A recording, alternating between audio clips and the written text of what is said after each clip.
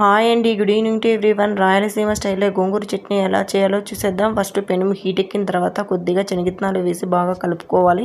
తర్వాత బాగా పెనుము హీట్ ఎక్కిన తర్వాత గోంగూర కడిగి అందులో వేయాలి. అవి వేసిన తర్వాత 5 మిర్చీస్ వాటర్లో కడిగిన తర్వాత పెనంలో వేయాలి.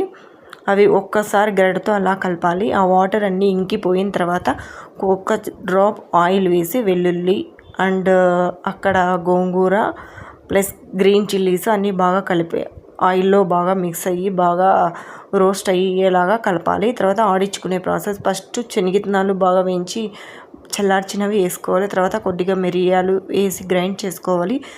తర్వాత వచ్చేసి మనం ఆయిల్లో డీప్ ఫ్రై చేసుకున్న గ్రీన్ చిల్లీస్ వచ్చేసి ఇందులో వేసి వెల్లుల్లి వేసి తర్వాత గోంగూర కూడా ఆయిల్లో కొద్దిగా డీప్ ఫ్రై చేసుకున్నాం కదా, అది కూడా ఇందులో వేసి కొద్దిగా వాటర్ వేయాలి.